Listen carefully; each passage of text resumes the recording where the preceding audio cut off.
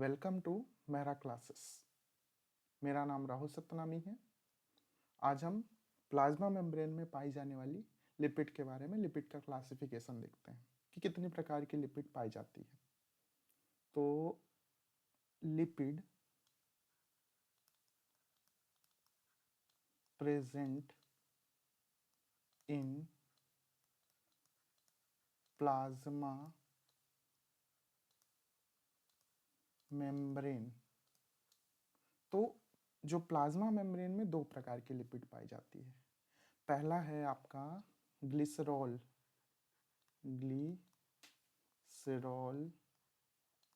Based, और दूसरा है स्फिंगो सीन बेस्ड लिपिड। तो यहाँ पास दो प्रकार की लिपिड्स पाई जाती हैं, एक ग्लिसरॉल बेस्ड, कार्बोहाइड्रेट बेस्ड भी कह सकते हैं, और दूसरा है स्फिंगोसिन बेस्ड। तो ये दो प्रकार की लिपिड पाई जाती है। अब ये ग्लिसरॉल बेस्ड और स्फिंगोसिन बेस्ड ये भी दो प्रकार की होती हैं, देख लेते हैं।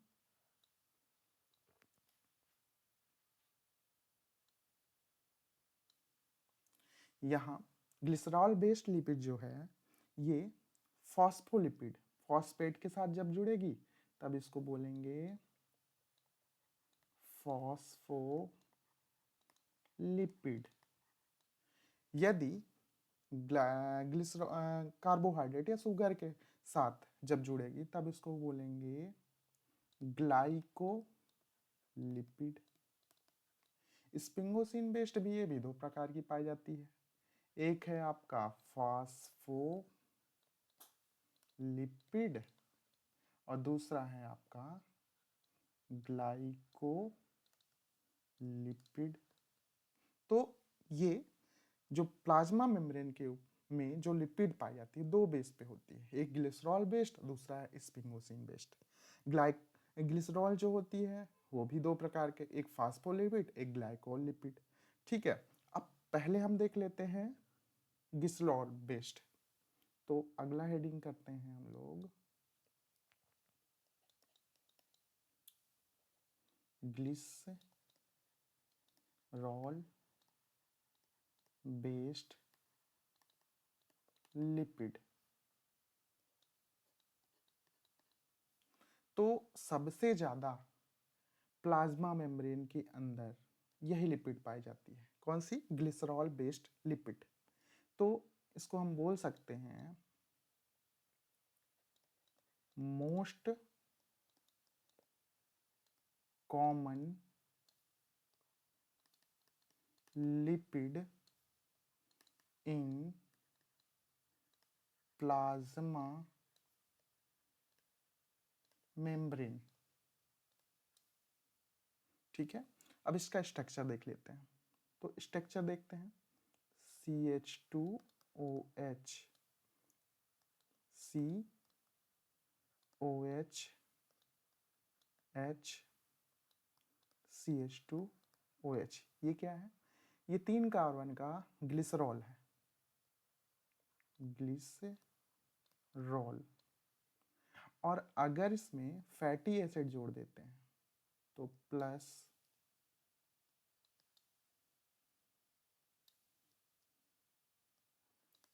फैटी एसाइल चेन, तब ये ऐसा स्ट्रक्चर बनेगा, CH, COH, H,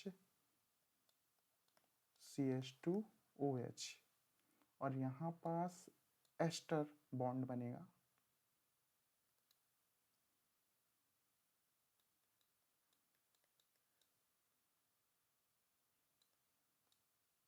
ठीक है, तो ये जो चेन है इसी को बोलेंगे, एक चेन है तो इसको बोल सकते हैं वन फैटी एसाइल चेन। अगर ग्लिसरॉल के ऊपर एक फैटी एसाइल चेन जुड़ जाए तो इसे बोलेंगे मोनो एसाइल ग्लिसरॉल। इसका पूरा नाम लिखते हैं हम लोग, मोनो एसाइल ग्लिसरॉल।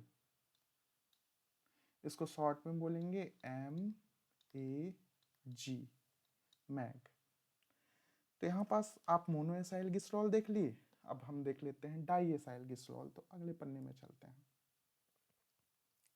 तो डाई एसाइल ग्लिसरॉल बनाने के लिए सबसे पहले आपको ग्लिसरॉल बनाना पड़ेगा।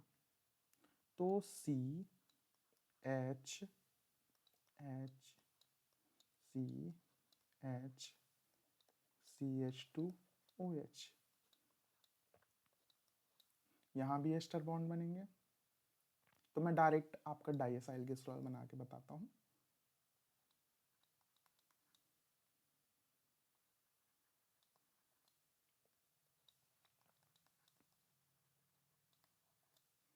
यहाँ पास ये वाला पार्ट ग्लिसरॉल है,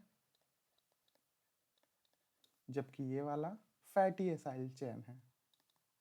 फैटी एसाइल चेन है। तो लेकिन यहाँ पास दो फैटी एसाइल चेन है, एक ये है और एक ये है, इसलिए इसको बोलते हैं, इसका पूरा नाम अगर लिखें तो इसका पूरा नाम है diacylglycerol. Short form में से डैग बोलेंगे, डाई एसाइल ग्लिसरॉल। अब हम देखते हैं ट्राई एसाइल ग्लिसरॉल। तो ट्राई एसाइल ग्लिसरॉल देखते हैं। तो स्ट्रक्चर बनाते हैं।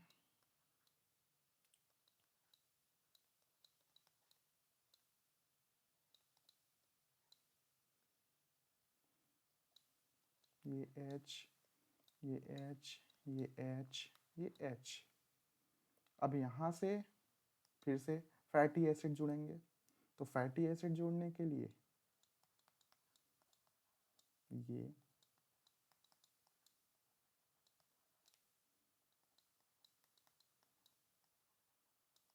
तो ये ग्लिसरॉल है और ये 3 फैटी एसाइल चेन है, इसीलिए इसका नाम है try acyl glycerol. Try acyl glycerol. आपको मैंने स्ट्रक्चर बना के बताया, आप डायरेक्ट भी बना सकते हैं। देखते हैं कैसे बनाते हैं डायरेक्ट। देखिए, ये हेड है, ये टेल है, ये आपका मोनो एसाइल ग्लिसरॉल, ये हेड, ये 2 फैटी एसाइल चैन। तो इसका नाम हो गया DAG, डाई एसाइल ग्लिसरॉल। ये इसके 3 फैटी एसिड चैन, इसलिए इसका नाम हो गया ट्राई एसाइल ग्लिसरॉल। अब ये तीनों अलग अलग प्लाज्मा में या सेल में काम करते हैं। प्लाज्मा मेम्ब्रेन के अंदर सेल में अलग अलग काम करते हैं। जैसे ये मोनो एसाइल ग्लिसरॉल जो है, ये सेकेंडरी मैसेंजर की तरह काम करता है। तो एक्ट एज सेकेंडरी मैसेंजर। अब ये सेकेंडरी मैसेंजर क्या होता है? तो आपको पता होना चाहिए कि जैसे ये सेल है, तो सेल के ऊपर एक मेम्ब्रेन होती है, उसको प्लाज्मा मेम्ब्रेन कहते हैं। इस प्लाज्मा मेम्ब्रेन के ऊपर ऐसे रिसेप्टर्स होते हैं। तो बाहर से कोई भी मॉलिक्यूल अंदर की ओर से कम्युनिकेट करता है, तो सेल के बाहर की तरफ ही कम्युनिकेट किया। तो जब बाहर बाहर कम्युनिकेशन होता है, तब इसको बोलेंगे क्या? Primary messenger. जबकि यही प्राइमरी मैसेंजर अंदर के मॉलिक्यूल से अगर क्या कम्युनिकेट करेगा, तो अंदर की तरफ से जो कम्युनिकेट करेगा, तो ये जैसे अंदर की तरफ से कोई कम्युनिकेट किया, तब इसको क्या बोलेंगे हम? सेकेंडरी मैसेंजर बोलेंगे। तो आपको पता चला होगा कि मोनो एसाइल ग्लिसरॉल का काम क्या होता है। तो इसका काम क्या होता है? ये सेकेंडरी मैसेंजर की तरह काम करता है। तो आपको प्राइमरी मैसेंजर पता चला होगा और सेकेंडरी मैसेंजर भी पता चला होगा। अब ये दूसरा है diacylglycerol. Diacylglycerol का काम तो देखते हैं। सबसे पहले ये डाई एसाइल ग्लिसरॉल पूरे प्लाज्मा मेम्ब्रेन में सबसे ज़्यादा कॉमन है। तो यहाँ पास एक पॉइंट लिखते हैं कि मोस्ट कॉमन मेम्ब्रेन लिपिड। तो प्लाज्मा मेम्ब्रेन में सबसे ज्यादा पाए जाने वाली लिपिड कौन सी है? डाई एसाइल ग्लिसरॉल है। अब ट्राई एसाइल ग्लिसरॉल क्या क्या काम है? तो ये क्या करती है कि ये छोटे छोटे फैट ड्रॉपलेट्स का निर्माण करती है। तो लिखिएगा फॉर्मेशन ऑफ फैट ड्रॉपलेट। ये फैट ड्रॉपलेट का फॉर्मेशन जो होता है, इसको क्या कहते हैं? फैट ड्रॉपलेट्स का फॉर्मेशन इसको बोलते हैं ग्लिसरोलोमोसोम्स। तो इसका नाम लिखेंगे, दूसरी पेन से हम लिखते हैं ग्लिसरोलोमोसोम। ठीक है, ग्लिसरोलोमोसोम्स। ये कहाँ होती है?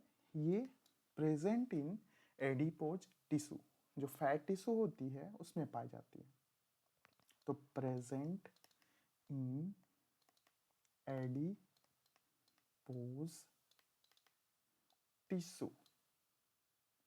अब कैसे, किस अरेंज में पाई जाती है इसको देख लेते हैं। तो देखिएगा कैसे अरेंज होती है।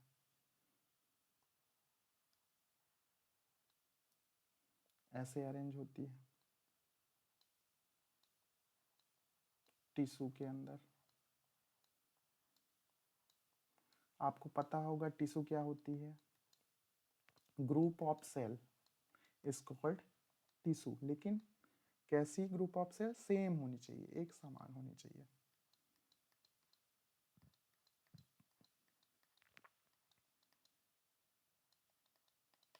तो टिश्यू के अंदर ऐसे अरेंज होती है कौन? Try acyl glycerol. अब हम अगले पन्ने में चलते हैं, आगे देखते हैं।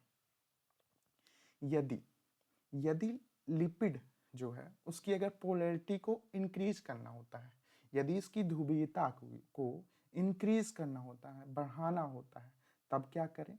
तो अगला हेडिंग करें to increase polarity of head of lipid molecule। तो क्या करना होगा कि पोलैरिटी आपका इंक्रीज हो जाए? तो पहला point,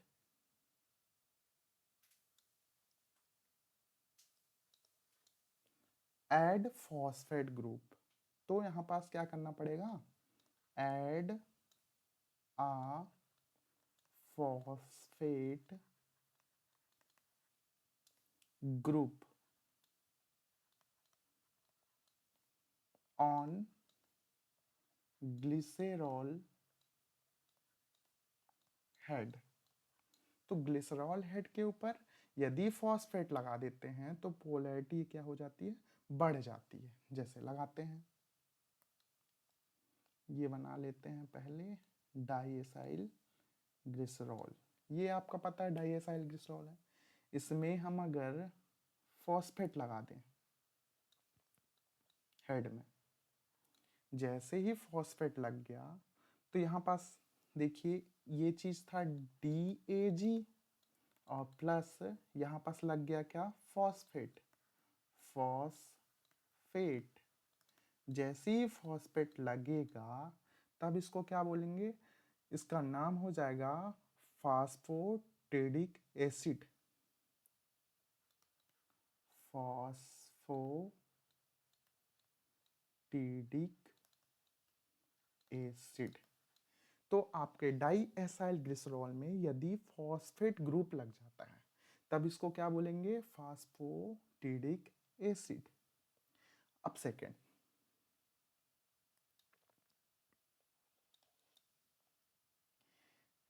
add some bulky group on phosphotidic acid. अब इस फॉस्फोटिडिक एसिड में भी आप बल्की ग्रुप लगा सकते हैं, कोई शुगर ग्रुप लगा सकते हैं, कुछ भी लगा सकते हैं जो बल्की होता है। तो अब इसको लगा के देखते हैं हम। ये आपका डाई एसाइल ग्लिसरॉल है, इसमें लगा हुआ है क्या? फॉस्फेट। अब इसी फॉस्फेट के ऊपर क्या लग जाएगा? बल्की ग्रुप। ये बल्की ग्रुप है। तो जब बल्की ग्रुप लगता है तो यहाँ पास देखिए इसका पैर छोटा हो गया और ये सिर इतना बड़ा हो गया, तो ये बैलेंस रहेगा? नहीं रहेगा। तो ये क्या होता है, हेड तो अभी छोटा है, बड़ा हो गया, लेकिन टेल इसका छोटा है। लेकिन जैसे ही बल्की ग्रुप लग जाता है तो होता क्या है, देखिए क्या होता है। यहाँ जो ये डाइएसाइल ग्लिसरॉल है इसका हेड तो उतना ही रहेगा, लेकिन जो टेल होगा वो बढ़ जाएगा। फॉस्फेट ये तो जुड़ा ही है और यहाँ पास ये बल्की ग्रुप भी जुड़ा ही है। तो यहाँ पास क्या हो जाता है, टेल लेंथ इंक्रीज हो जाती है। क्या हो जाती है? इंक्रीज हो जाती है। ठीक है, अब देखते हैं अगले पन्ने में। अब बल्की ग्रुप कौन कौन से जुड़ सकते हैं ये देख लेते हैं। तो पहला पॉइंट, फास्फोटिडिक एसिड। फास्फोटिडिक एसिड में यदि कोलिन जुड़ जाए तब इसको क्या बोलेंगे? फास्फोटाइडल कोलिन। क्या बोलेंगे? फास्फोटाइडल कोलिन बोलेंगे। ठीक है, यदि फास्फोटिडिक एसिड में कोलिन जुड़ जाए तब इसको क्या बोलेंगे? फास्फोटाइडिक कोलिन बोलेंगे। ठीक है, अब दूसरा वाला देख लेते हैं। यदि फास्फोटिडिक एसिड में इनएसिटॉल जुड़ जाए तब इसको क्या बोलेंगे? फास्फोटाइडल इनएसिटॉल। फास्फोटाइडल इनएसिटॉल, शॉर्ट फॉर्म इसको PI। यहां पास इसका शॉर्ट फॉर्म क्या होगा देखते हैं पहले।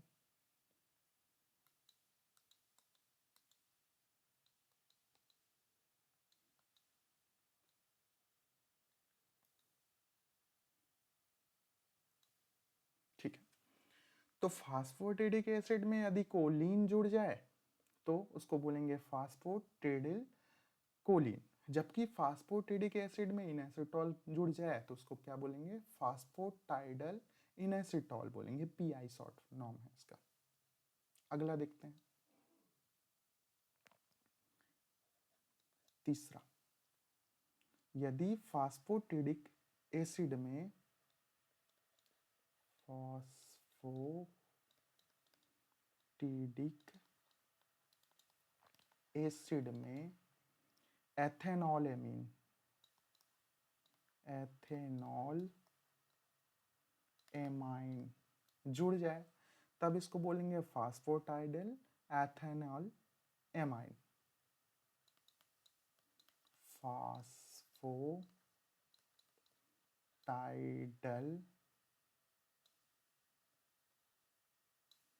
एथेनॉल एमाइन, इसका शॉर्ट फॉर्म PE। चौथा नंबर देख लेते हैं। यदि फास्फोटिडिक acid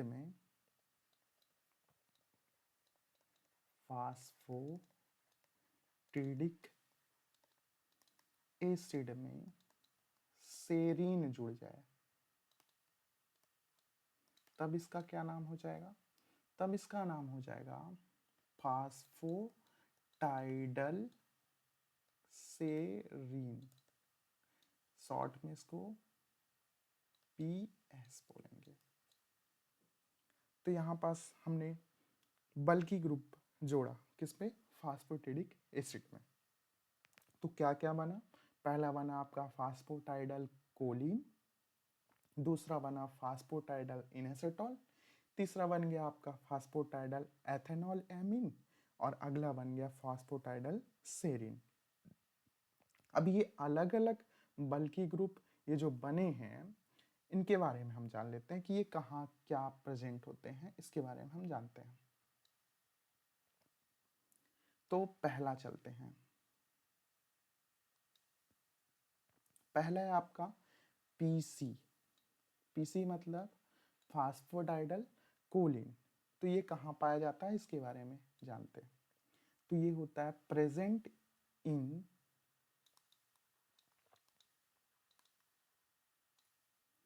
abundance of exoplasmic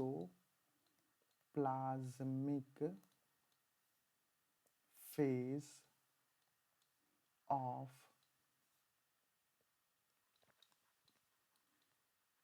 plasma membrane.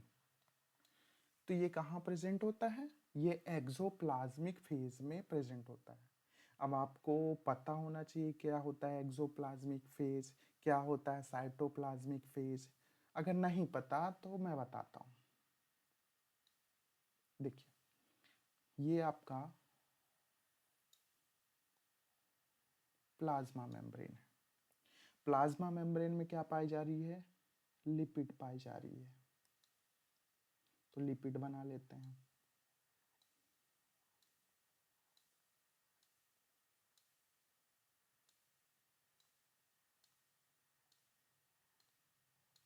Lipid में ग्लिसरॉल हेड है, और ये क्या है? फैटी एसिड चैन है, फैटी एसाइल चैन है। ठीक है, तो ये हो गया। तो आपको ये पता होना चाहिए कि सेल के बाहर की ओर ये वाला पार्ट क्या कहलाता है? ये वाला पार्ट कहलाता है, ये बाहर वाला पार्ट, इसको बोलते हैं हम एक्सोप्लाज्म। जबकि सेल के अंदर वाला पार्ट क्या कहलाता है? साइटोप्लाज्म। तो साइटोप्लाज्म की तरफ ये वाला पार्ट,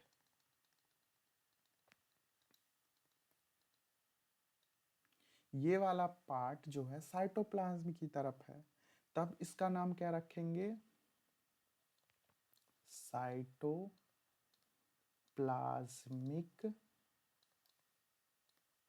फेज। जबकि ये एक्सोप्लाज्म की तरफ जो ये वाला फेज है, इसको क्या बोलेंगे हम लोग? एक्सोप्लाज्मिक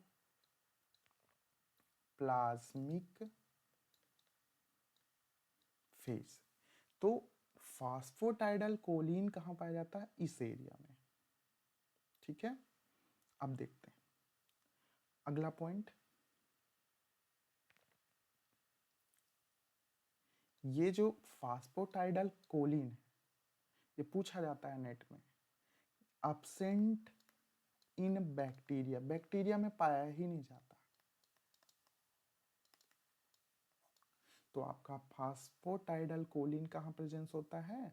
एक्सोप्लाज्मिक फेज में पाया जाता है। आपको मैंने एक्सोप्लाज्मिक फेज भी बता दिया, साइटोप्लाज्मिक फेज भी बता दिया, एक्सोप्लाज्म भी बता दिया और साइटोप्लाज्म भी बता दिया। और ये एब्सेंट होता है किसमें? बैक्टीरिया में। अगला हम देखते हैं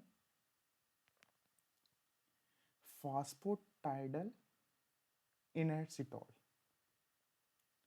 शॉर्ट फॉर्म इसका क्या है? PI। तो इसमें क्या होता है? फास्फोटाइडल इनर्सिटॉल, इनर्सिटॉल के वजह से इसमें क्या हो जाता है? निगेटिव चार्ज हो जाता है। तो नेट निगेटिव चार्ज प्रेजेंट, और ये साइटोप्लाज्मिक फेज की तरफ ज्यादा पाया जाता है। तो इसको लिख सकते हैं कंसंट्रेशन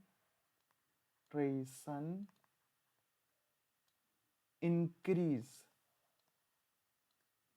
टूवर्ड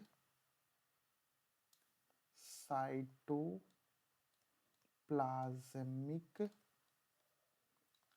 फेज।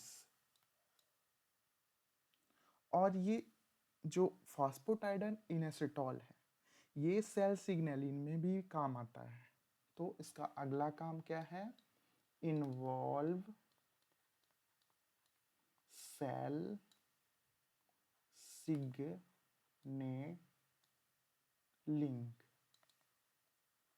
तो ये सेल सिग्नलिंग में क्या होता है?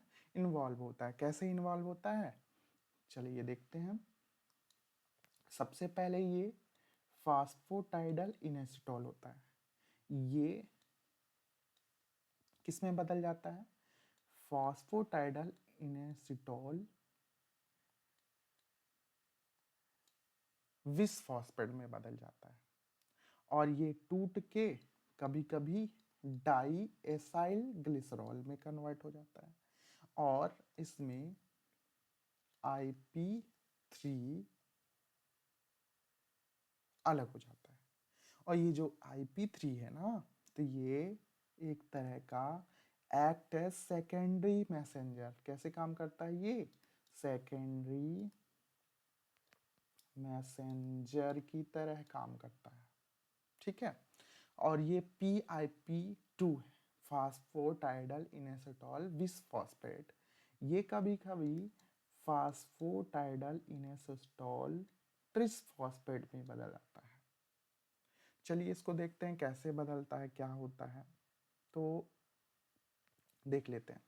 अच्छा, ये जो PIP3 है, ये सेकेंडरी मैसेंजर की तरह तो काम करता ही करता है। तो पहला तो ये सेकेंडरी मैसेंजर की तरह काम करता है। दूसरा, ये एक्ट एज लिगेंड, किसके लिए? For calcium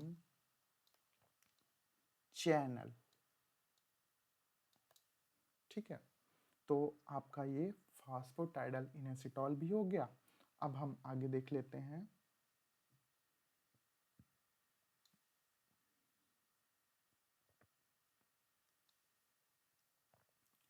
फास्फोटाइडल ethanolamine, short form PE। इसके बारे में देखते हैं। तो ये most abundant in bacterial plasma membrane. तो ये सबसे ज्यादा कहाँ पाया जाता है? बैक्टीरिया के प्लाज्मा मेम्ब्रेन में पाया जाता है। तो लिखते हैं हम लोग most abundance bacterial plasma membrane, ठीक है। और ये पाया कहाँ जाता है? एक्सोप्लाज्मिक की साइटोप्लाज्मिक? ये पाया जाता है साइटोप्लाज्मिक फेज में। तो अगला point, present in cytoplasmic phase. तो आपका फास्फोटाइडल एथेनॉल एमीन भी हो गया। अब हम अगला देख लेते हैं, फास्फोटाइडल सेरीन। चल, तो इसमें भी क्या होता है, सेरीन के वजह से निगेटिव चार्ज आ जाता है। तो फर्स्ट पॉइंट यही कि नेट निगेटिव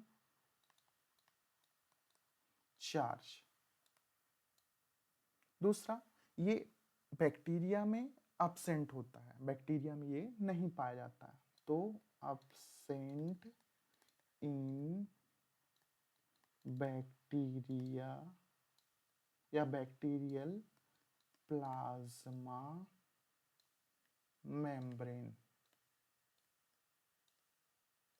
ठीक है, अब ये पाया कहाँ जाता है, तो लगभग 99% ये साइटोसोलिक फेज में पाया जाता है।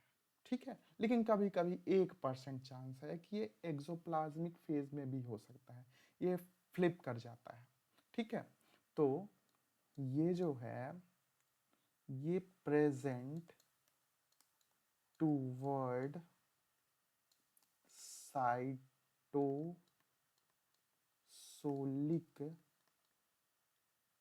Phase of plasma membrane, short में लिख दिया मैंने। कितना परसेंट, लगभग 90%, 99%।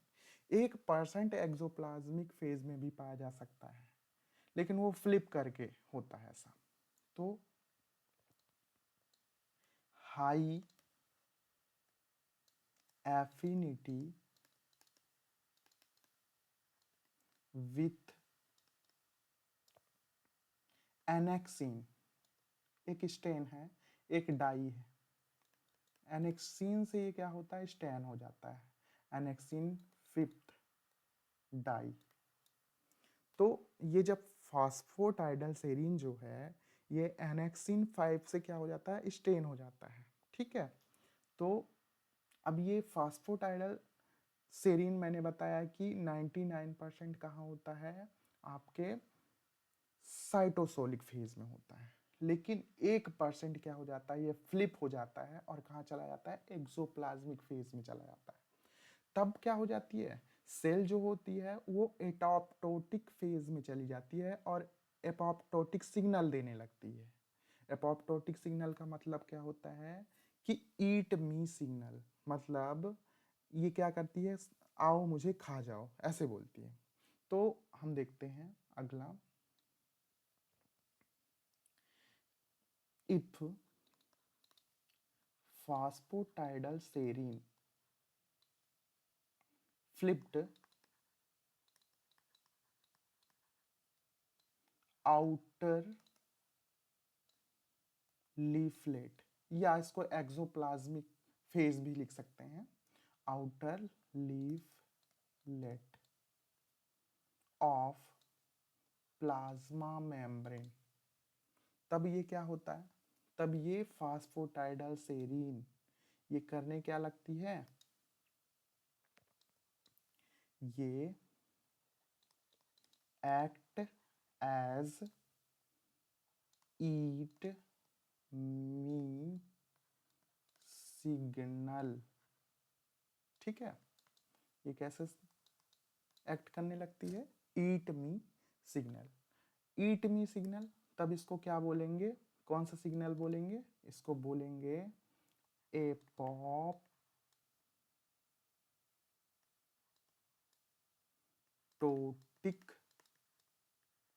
सिग्नल। एपोप्टोटिक सिग्नल, इसका दूसरा नाम है क्या, प्रोग्राम सेल डेथ, मतलब सेल मरने के लिए क्या हो जाती है, प्रोग्राम हो जाती है, सेल खत्म होने के लिए प्रोग्राम हो जाती है, इसलिए इसका नाम क्या है, प्रोग्राम सेल डेथ। तो यहाँ पास मैंने फास्फोटाइडल सेरीन भी बता दिया, फास्फोटाइडल कोलिन भी बता दिया, फास्फोटाइडल एथेनॉल एमीन भी बता दिया, तो फास्फोटाइडल इनएसिटॉल भी बता दिया। तो ये अलग अलग प्रकार की मैंने आपका जो फॉस्फोलिपिड जो होती है वो बता दिया मैंने। अब हम अगली क्लास में देखेंगे। धन्यवाद।